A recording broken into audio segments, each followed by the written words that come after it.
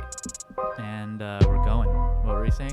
I'm nervous for blind items. Sorry, I have a date in my mouth. That's okay. It's Yeah. real professional. We'll just eating on the podcast. It doesn't really energy. matter. I can't have a coffee without a date. You know? Yeah. I'm going to need you to get like really close. You see how close my mouth is to this microphone? Yeah, that seems uncomfortable. You get used to it. I just feel like I'm like You're out. about the same distance that you just were from the. So it needs to I be. feel like I'm gonna make on. out with the microphone. It needs to be like directly in front of you, and it needs to be feels inappropriate. There we go. That's good. That's good. It's weird to be so close to an object. Yeah. I'm sure. If I drink coffee in this, will it sound really bad? I'm gonna move my face when I drink coffee. Okay, try it. Maybe some people are into that, like it ASMR. Could be. Yeah, no, yeah, that's that very, could be like a little niche. Honestly, a kind of a pleasant sound. I like it. Oh, I'm glad. That's the most important thing. But you're my wife, so I like all the sounds you make. Definitely don't like all the sounds I make. You don't like when I snore. I love it. I think it's cute. I think it's it's just distracting, which is totally fair. But it has gotten worse in like the last month. I don't know what's going on. Do you think on some subconscious level I feel like more comfortable with you the longer we're married and I'm just snoring more? That you're falling into a deeper sleep. Whereas before you were like somewhat awake. Like evolutionarily you didn't feel safe. No, I mean, you were I like, always oh, felt maybe there's safe a and predator comfortable, nearby. but maybe I'm just like, oh, I don't have to keep up appearances. I'm going to snore. I don't know.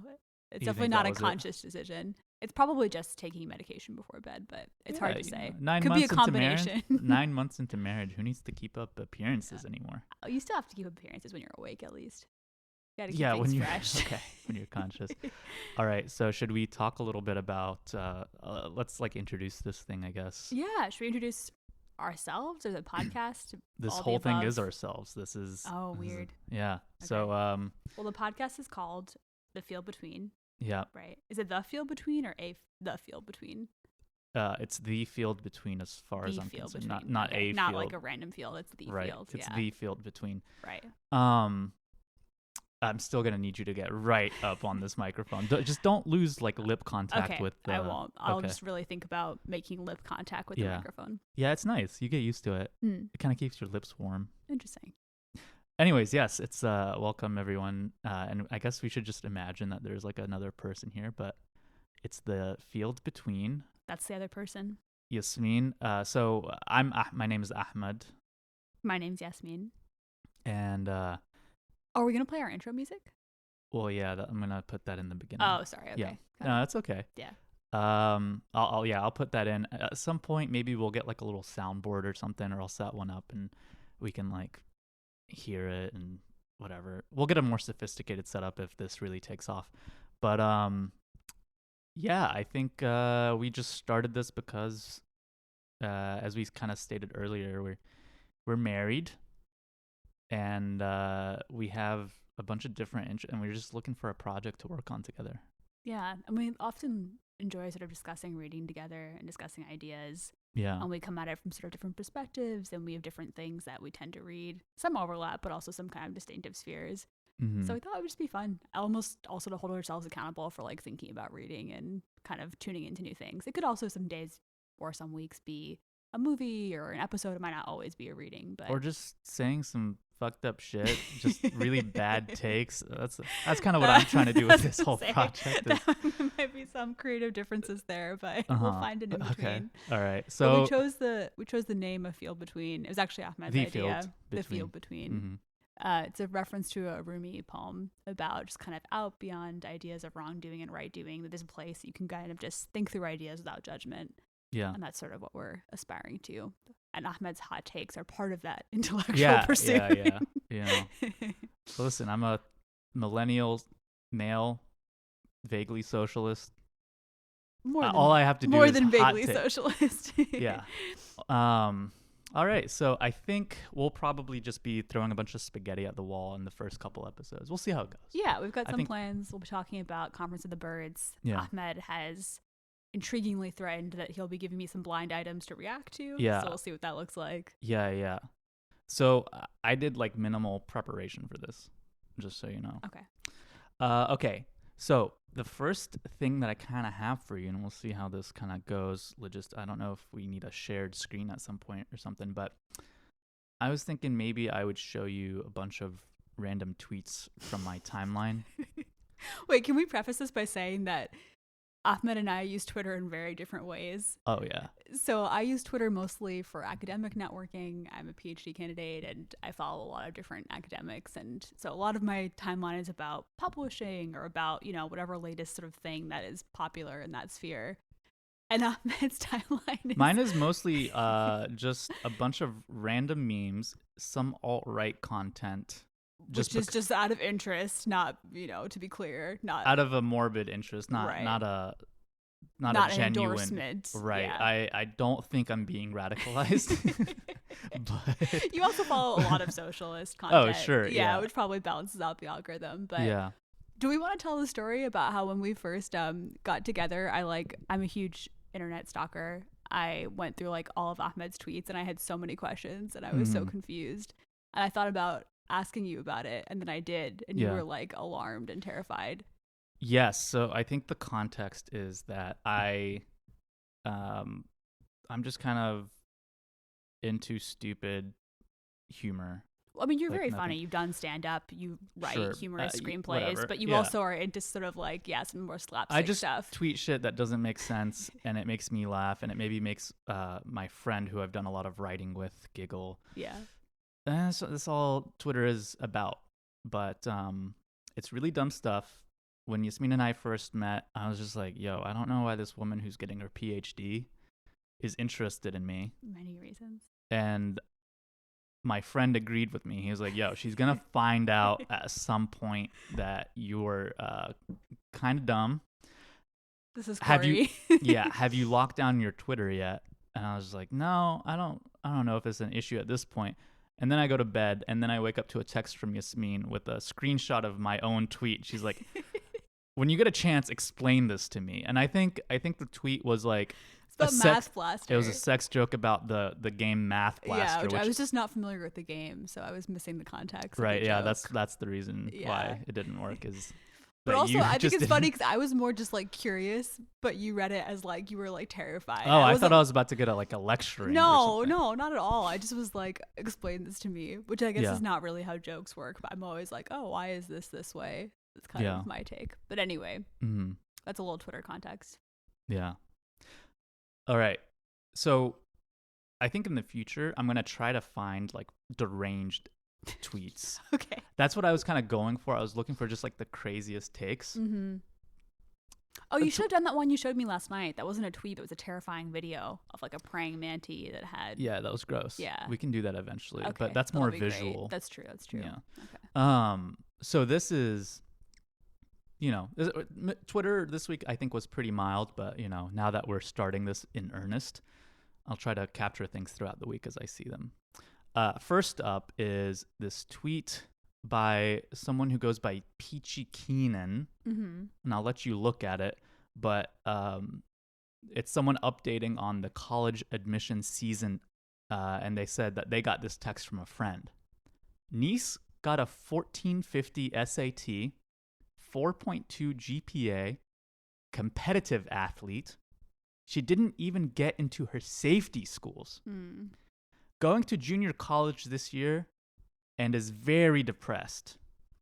The POC kids in her class, C students at best, are all headed to Berkeley, UCLA, USC, and Stanford. Then they follow up. Reparations, they come in many forms. I don't even understand, like, reparations for average, like, white students are also needed. Just reparations. Okay. They come in many forms. Got it. So any form that you were about to say, that's reparations. Okay. I think. Yeah.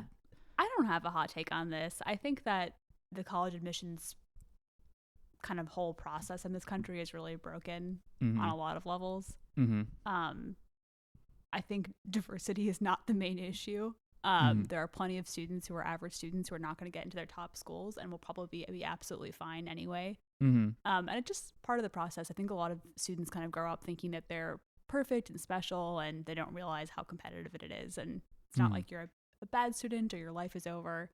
Um, but yeah, it's just like a false narrative. The idea that having admissions that take into account race changes the kind of potential for other students to get in, I think is not really true.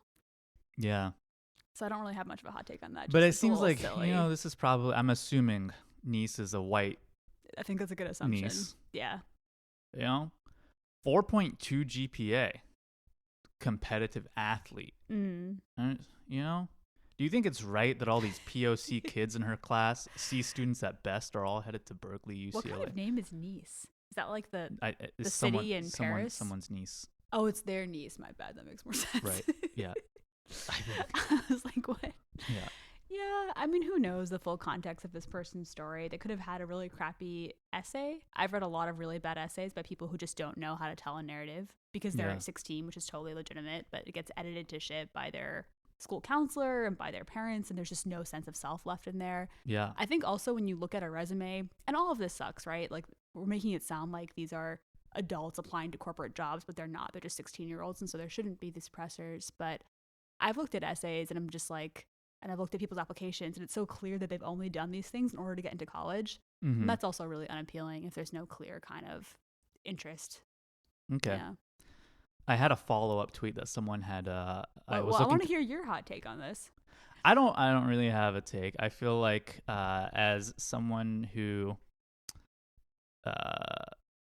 when I was applying, I knew of one university, two actually. I was just like, those are my two options. Right. I didn't really do any research. I wasn't really like prepped. I went to like a really poor high school. Um, my parents couldn't really help us navigate that whole application process. Um, and I would say even my essays weren't really all that strong, and I was a really average student. I got into like a decent state university that honestly I was a little bit surprised to even get into. And so, someone's knocking on our door. Let's pause it. Should we pause Yeah. and come back to it? Yes. All right, we're gonna take But a I little have break. thoughts about that. All right, and we're recording. We're back. What were we talking about? Make sure that your mouth is touching You the were phone. talking about your college experience. Make sure that your mouth is touching the phone whenever you talk. And that was just making me think of. Make sure that your mouth is touching the phone my whenever you mouth talk. is touching. No, it's not. It's like I don't want to make out the microphone. you kind of have to. Mwah. Mwah. Okay. Make sure that your mouth is touching. You it's gotta. close enough. No, it's not. It's not. It's really not. Okay, just get like yeah. Okay. You were talking about your college experience, and that was making me think of I worked for like 2 years as an AmeriCorps member with like high school students who are applying to colleges.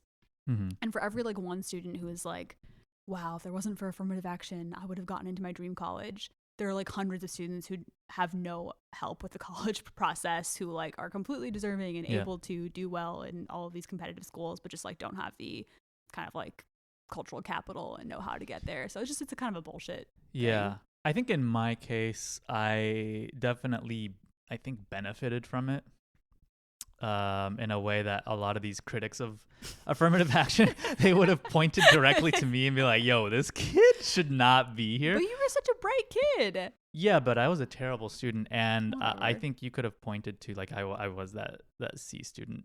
And then I just wasn't prepped for college because we didn't really have good counselors. And I flailed around a lot. I really liked my extracurricular things that I found for myself. The newspaper And then I also entered like a lot of like filmmaking contests because initially I was a film studies major because I was just like, oh, I'm gonna chase my dreams, and then ended up doing finance, which is so processes the decision that we're still dealing with the consequences of today. Yeah, we laugh to stuff the pain down deep inside. Aww, Anyway, all right. Baby. So let's move on. Being a lot more serious. Oh shit! Where's my phone? Because I need that for the next. Oh, I found it. Here we go. You got it? Yeah. All right. Oh, there was a follow up to that one. Maybe we'll just read it real quick and see. But I think let's go on to the next item. Go on to the next one. Yeah, all right, we'll skip it. We'll skip it. That's my thought. All right. Next blind item. Have you heard of Sneeko? No. Okay, that makes both of us. Neither have I. This person had posted a picture of them at Mecca. I'm just going to show you this. Here you go. And read it out loud. The main tweet that I'm... Islam is the strongest force resisting wokeness. Yeah.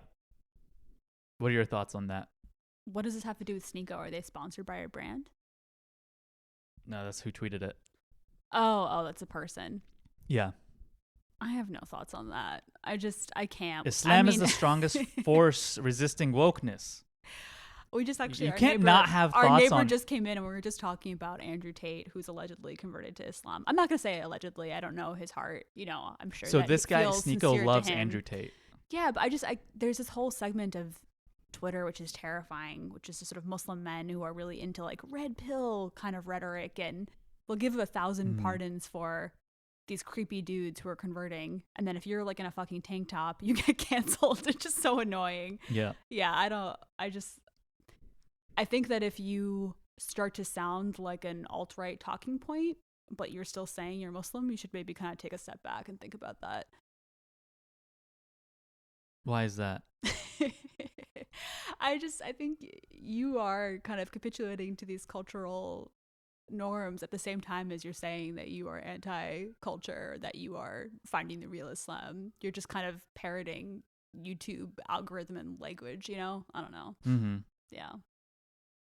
I feel like there's a good overlap between these guys and the like the neoclassical, what are like the Roman statue people on Twitter? People who are mad that they like found out that the statues used to be painted, or the return guys, the return with the V. I don't know. You know what I'm talking about? Okay, great. This is good content. Wait, is this like a group of people who are like proud of the Roman Empire, who are kind of talking about it? Yeah, like the people who are just like, oh wow, the ancient civilizations of Rome. Yeah, just like Athens, Jerusalem. Days. Those are, yeah. Have you followed this really interesting debate about, this is a tangent, but it's interesting. So like historians of ancient Rome, or whoever studies like Roman and Greek statues, they've realized that they probably were painted really vibrant colors. And it's weird because like we just see them as these kind of simple white statues that are always in museums, but they probably were really almost garish, vibrant colors. And it's made a lot of people upset because they don't really associate colorfulness with classical art, I guess. Interesting. Yeah, it's weird. They're definitely like queering the statues. Like... Well, the statues were just initially colorful. But then especially apparently some like white nationalist folks who are interested in Roman civilization for that reason are upset at the idea that the statues were colorful. Like they wanted them to be plain and white. It's really strange. Interesting. Yeah. No, I didn't know that. This is like when I found out that dinosaurs had feathers. That still seems weird. Yeah. Yeah. Was it all dinosaurs or just some? I don't know. Yeah, me either. But I thought the Sneeko thing was interesting because of the whole, Brother Tate thing. Right. Yeah, Brother Tate and his sex trafficking allegations, which are still playing out. Do you think he'll beat them? I don't know. The allegations.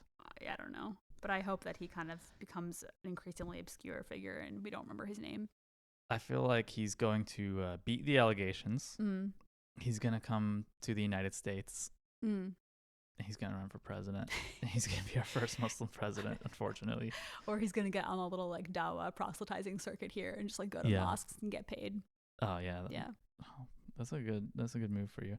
Okay. All right. Last thing I have, and I think this leads into what we're about to talk about, because I have 2 poems for you. Okay.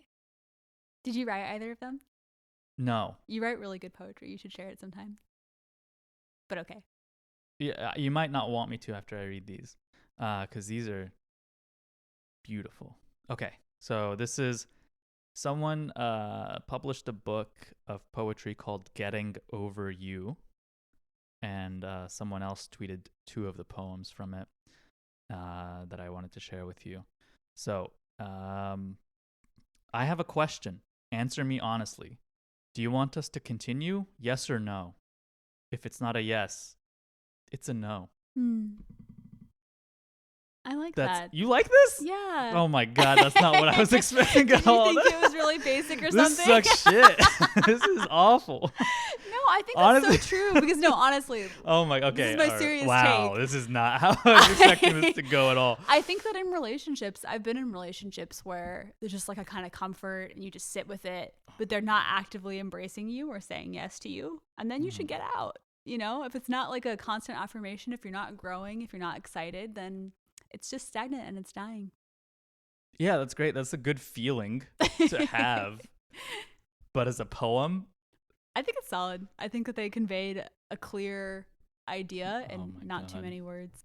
Yeah, like no, like 13 words here. Hey, length And does not equal quality. this is a text. This is not a Size poem. is not everything. This It's is the content. this It's the is type. It's how you use it. You know. the size of a poem is everything. Okay, No, it's got. it's not. This is like some. You know who I blame? I'm sorry to throw brown women under the bus. Don't do it. Who do you blame? Kamala Harris. No, Oh. Rupi Kaur. So this is my take on Rupi Kaur. Okay. I don't love her poetry personally. It's not Yeah, my me neither. favorite.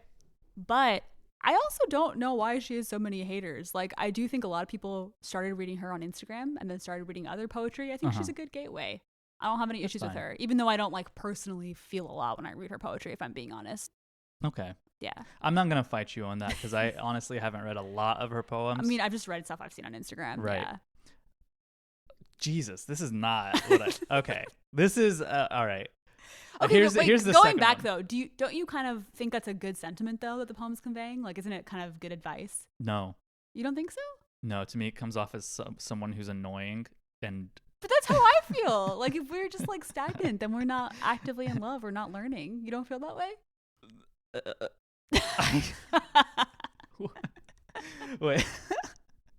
I read this and I immediately was just like a 14-year-old. Like this is something that a 14-year-old would text another 14-year-old. No, but 14-year-olds stay in relationships for forever because they're convenient, you know?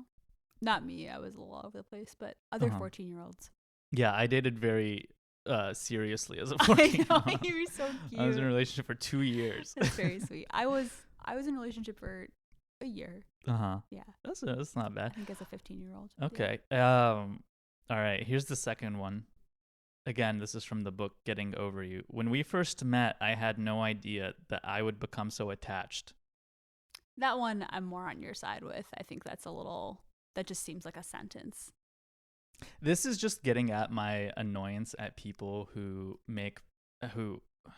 again, if you were to call this poetry, which is generous, this just, sets me off in a way that I'm just like, I hate it when people kind of try a thing and then they're just like, oh, this is my whole personality.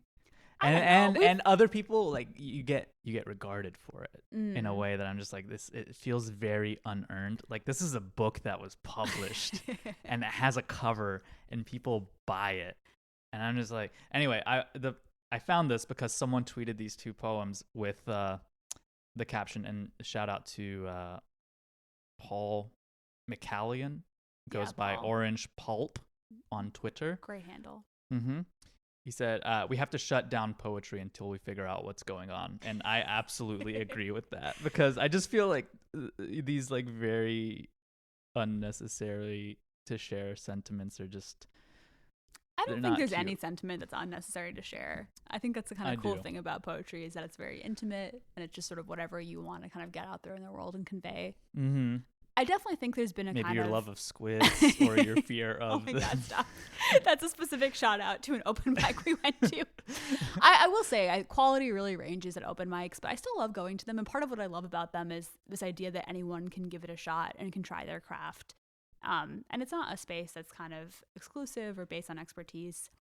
There definitely is a kind of gender dynamic that I've noted at a lot of open mics, though, in terms of just men taking up a lot of space, which is not a bad thing. You should take up space, but there's a kind of cult of personality around male poets that I think can be harder for women to, mainly with performance, less with written work, but I think it's harder to kind of get that support as a woman. But I totally agree. I think there are a lot of very subpar. In fact, all of the open mics that we've gone to, where the men read, you can tell that they're just doing like a form of like, by the way, a shitty form of like Ginsberg or Bukowski or whoever they like, and they do a worse version of it. and it's more about like their performance, and then taking up space in the poems are actually quite Yeah. terrible.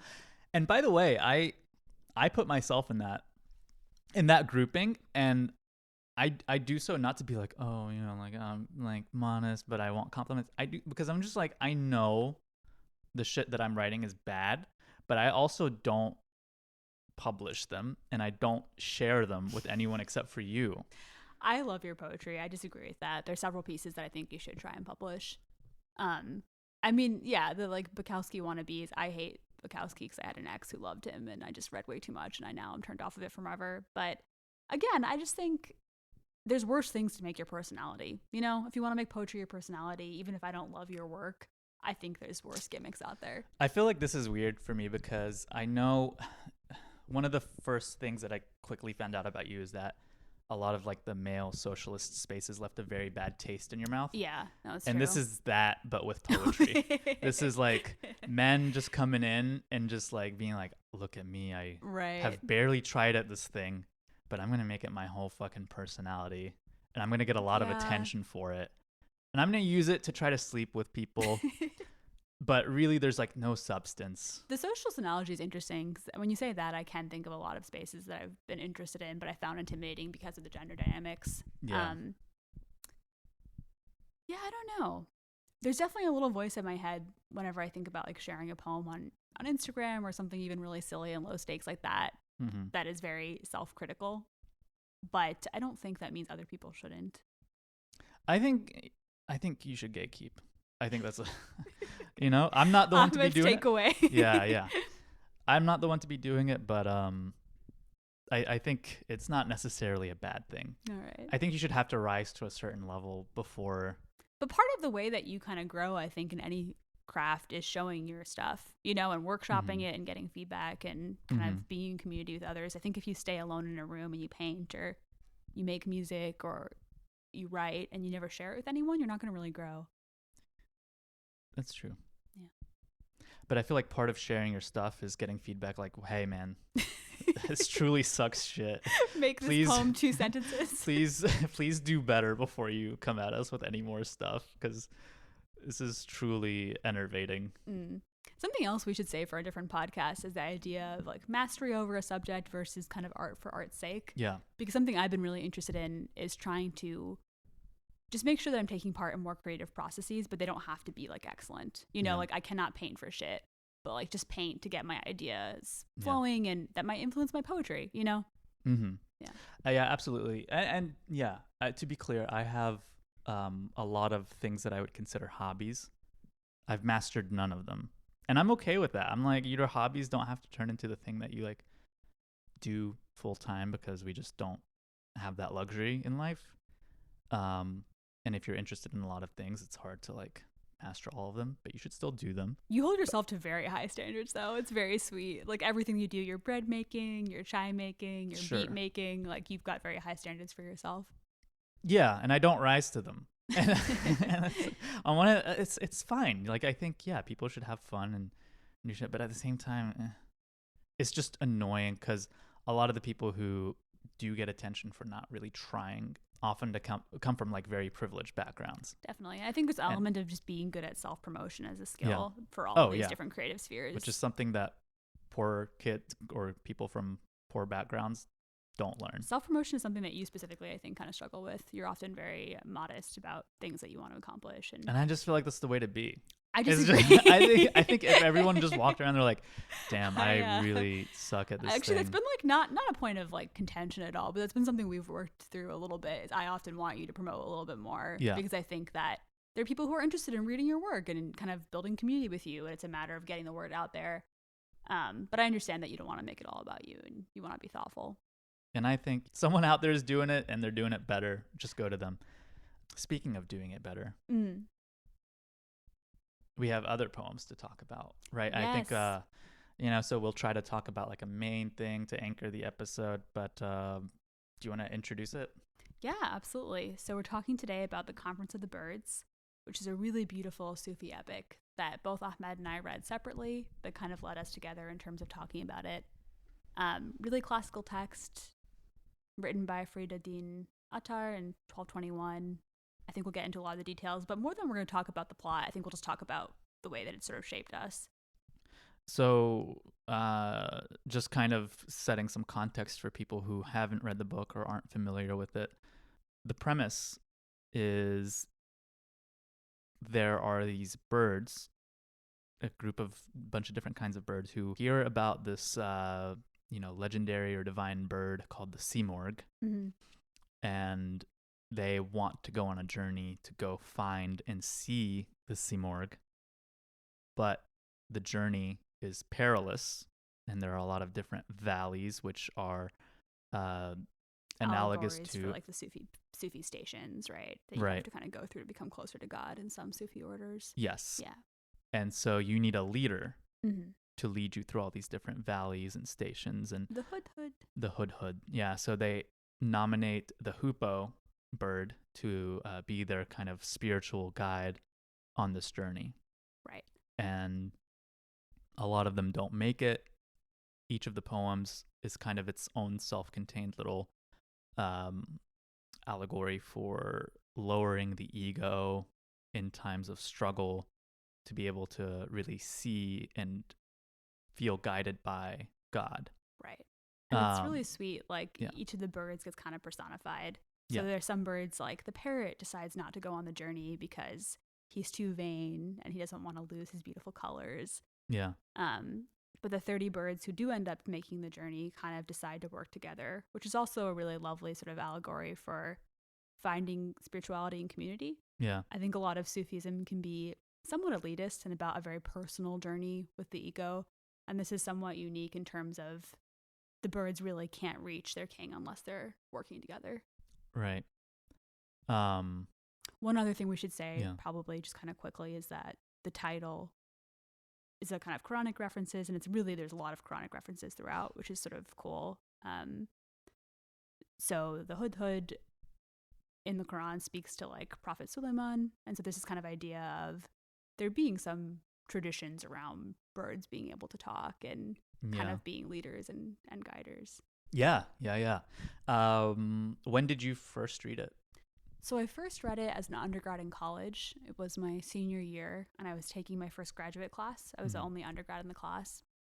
And so I was super intimidated, and I was really on top of all the reading. I spent like a crazy amount of time prepping for each class because I just wanted to seem like I belonged there. And it didn't really have a strong impact on me. I thought it was a sweet story, but I didn't really feel much about it. Mhm. And then when I was in my PhD program here in North Carolina, we revisited the text in a class on Sufism at Duke. I'm at UNC, but I was taking a class at Duke. And it just hit me in a different way. I don't know if I was in a different part of my life. It just made me feel a kind of sense of yearning. And I was really moved by it. Your first year, that would have been 2018 or That's 19? right. Yeah, 2018. Yeah. Okay. So I first read it, I think, in 2014. And then read it again in 2018. And you're saying this first time you read it 2014, you're just kind of like, oh, this is more homework. You didn't get a lot out of it. Yeah, there were just like so many stations to keep track of and so Mhm. many allegories. And I was trying to pin down, like, okay, the bird is the soul, and Yeah. what is the valley of detachment? What is the valley of love? Right. And it felt almost more like trying to map out something for the sake of like homework. Yeah. And the second time I read it, it was actually interesting. So we read both excerpts from the Conference of the Birds, and then we read two other sort of related stories, which I think is less commonly known. One by Ibn Sina and one by Al Ghazali, that were actually published before this text. That was a similar premise, like birds flying to try and meet their king, a metaphor for souls trying to be reunited with the creator. And something about the idea that there were different endings to the story and different Mhm. authors interacting with each other, I just found really beautiful. Um, yeah, Okay. I think I was also in a moment where I was kind of not that spiritually engaged and thinking about, it made me think about like my soul and what Yeah. it was doing in a more visceral way than it did when I was in college. And by your senior year in college, when you first read it, were you, what was your level of like practicing or feeling like you were exploring spiritually? So I was raised Muslim, but very much like the holidays and like cultural aspects. Like my dad's Pakistani, so kind of like family and fun version of Islam, Mm-hmm. which was really beautiful and valuable. I had really happy associations with religion. It meant like Eid with my extended family. Um, my mom's Christian. We also celebrated Christmas with her family. So even though we were Muslim, we definitely were exposed to like multiple spiritual traditions. Yeah. But I didn't really become more practicing actively until I was in college. And I started like watching YouTube videos and teaching myself how to pray properly and that sort of thing. So I was definitely identifying as Muslim by my senior year. I mean, I already identified as Muslim, but I more strongly thought of myself as practicing. But I didn't really know anything about Sufism. And I don't think I really felt as connected to poetry as I do now. Yeah. Yeah.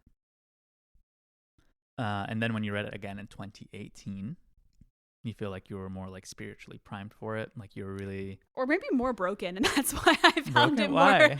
I think I just was older, and I felt it. It just felt more moving to me. This idea of struggling and trying to Yeah. feel a sense of something higher that felt purely kind of like I felt like I was reading about someone else's experience when I was an undergrad, and then by the time I read it as someone who's a little older, I felt like, oh, this resonates. This kind of feeling of struggle and wanting to be part of something beautiful and larger than yourself.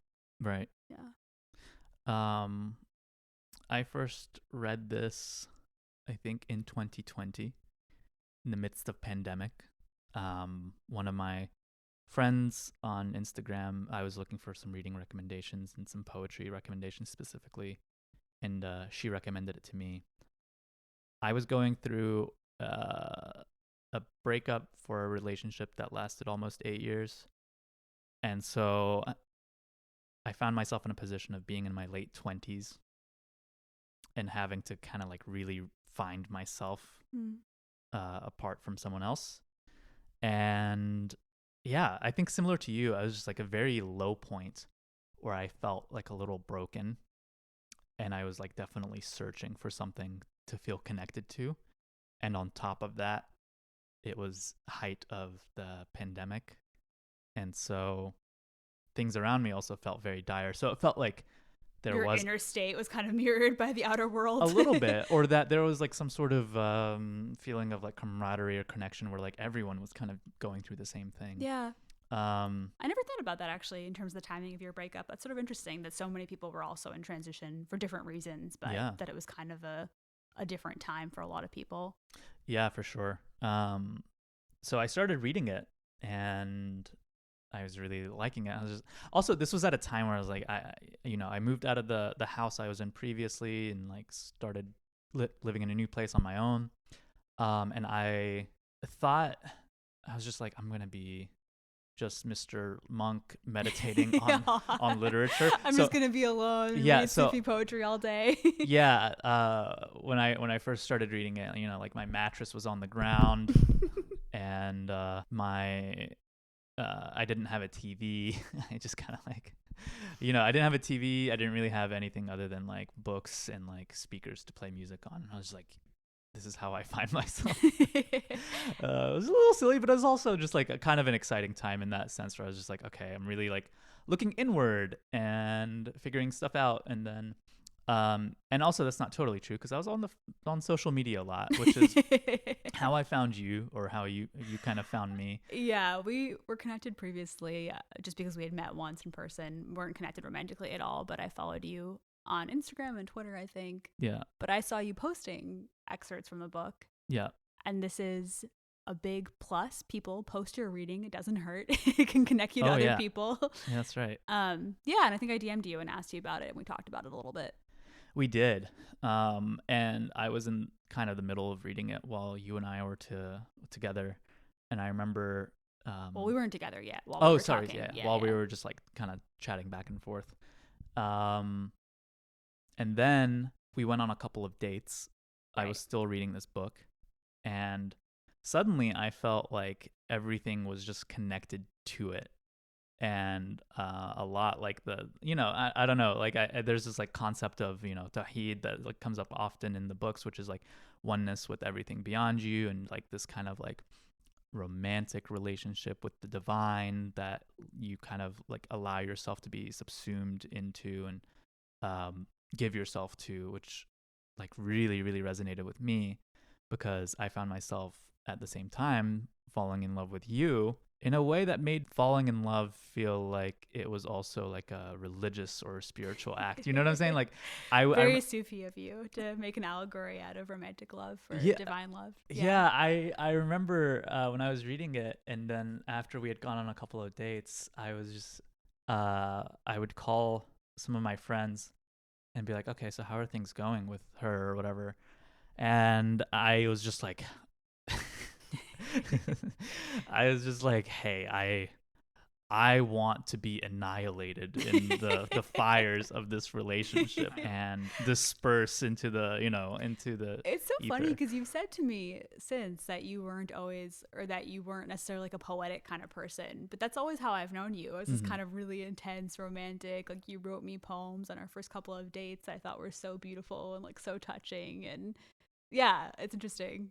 Yeah, no, I think I would describe poetry, or the poetry that I write, is like just like having very clumsy hands and just trying to reach out and like pet a bird, but you end up just like crushing it. You feel drawn to the thing, and like We're you're definitely going to read some of Ahmed's poetry now because I think we have to. Not at this moment in this podcast, but like at some point we will, because I want I don't people to know. kind of judge for I themselves. don't know. But Yeah, yeah, I would love to just be judged. in a positive The way. most vulnerable parts of my heart. Just hey, Yeah, no, it let's see figured what these really strangers think. prominently. This text figured, I think, somewhat prominently in our relationship in terms of like something that we're able to talk about and kind of bond over early Yeah. on. Um, and I feel like there was a kind of intensity of falling in love. I'll just speak for myself, that was so beautiful, but that also we almost had to like not recover from, but there was like an intensity that you can't have that level of intensity at every moment in your life. You know what Mm. I mean? And so Yeah. thinking about like how beautiful that was and how to return to that kind of moment, but then also kind of just do life together. Yeah. How do Um, we do a budget after right, we fell in love right. so But intensely? I mean, I was also, I feel like I spent the first couple of months of our relationship almost like scared just by the intensity of my feelings. Like, I was so excited, but I was also really nervous to kind of surrender and let go in a way that I think I really hadn't let myself before at any other point in my life. Um, yeah, so a lot of adjustment, but a lot of beauty. Hmm. Do you have a favorite station or a favorite poem in the book? Is it okay if we give away the end of the book? I feel sort of bad if people might read it. It's been out for 800 Yeah, years. it's been out for a long time. Spoiler alert. Spoiler alert. If you haven't read it and it's been out for 800 If years. you want to skip this next section, I'm going to give a major spoiler. But definitely my favorite part of the book is the end of the book. So I didn't know this because I don't know Persian, and this was written in Persian as part of like a very advanced kind of history and like cultural context of Persian poetry. But at the end of the book, the birds meet with their king, finally, and they're essentially looking in a mirror. And apparently, C morgue means like 30 birds in Persian. Mm. So actually, if you knew Persian, it's probably not a real spoiler. You probably could have seen that coming, but I Mm-hmm. didn't. And there Mm-hmm. was just something so beautiful about these birds who make this journey together and are transformed. And ultimately, sort of what they were looking for was within them. Yeah. Not in the kind of corny sense of like you had it in you all along, but I think in the more profound sense of like they were created by God and they contain pieces of God within them.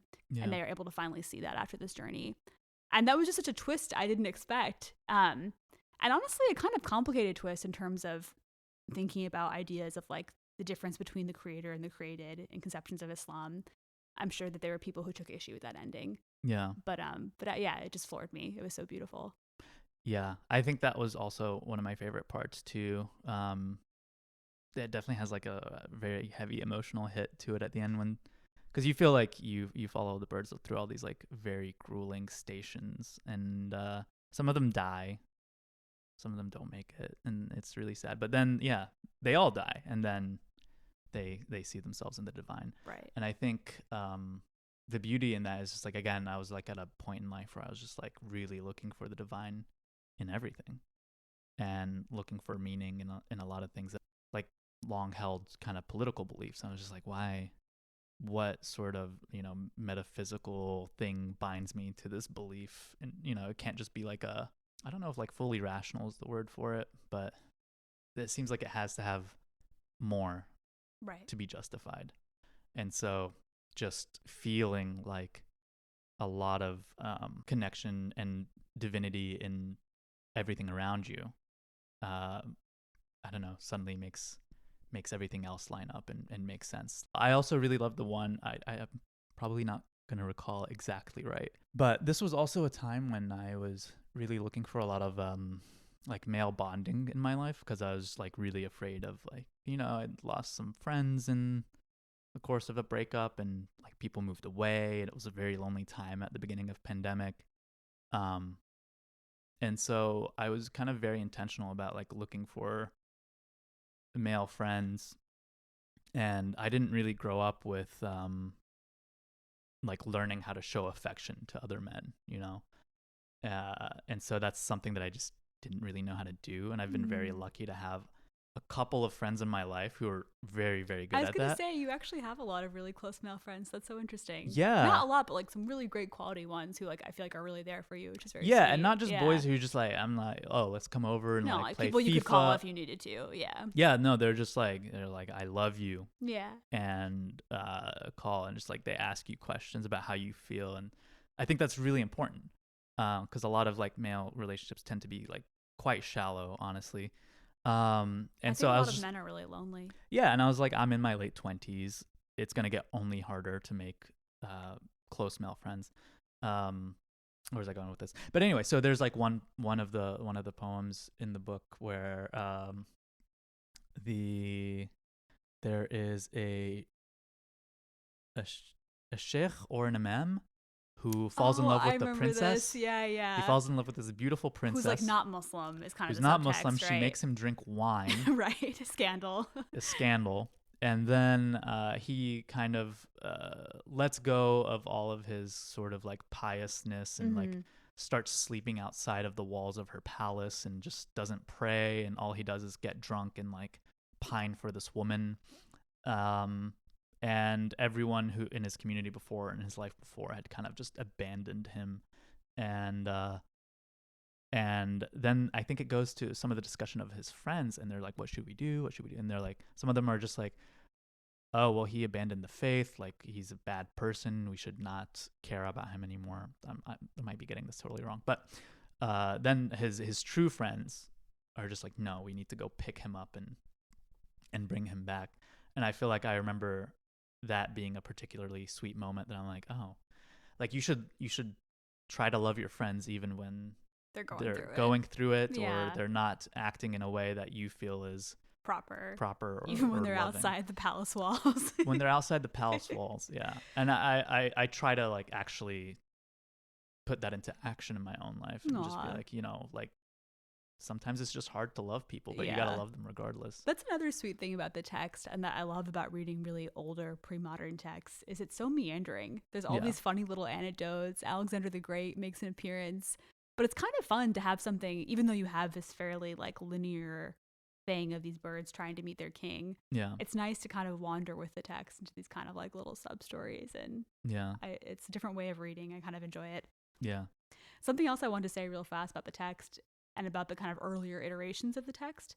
So the other two bird tales that I think this was inspired by, that were published like a couple hundred years earlier, they actually end with the birds not meeting their king, which is really interesting. Oh. Yeah, so the Ibn Sina version and the Al-Ghazali version. The Ibn Sina version, which is Avicenna, in the kind of anglicized, Mm-hmm. the birds basically, they get right outside of the gates of heaven, and they can feel the warmth, and they have this sort of idea of like, okay, like in death, this is what's going to wait for us. Yeah. And the Al-Ghazali version is brutal. The birds like don't get anywhere close to heaven. And it's like, why are you trying, kind of thing. like, you're not meant for this inner knowledge. Like, this will come with death. Yeah. So I think it's super interesting that Attar kind of is like, no, like they are able to transcend within this lifetime. Yeah. I don't really know what to make of that, but I like that there's multiple takes.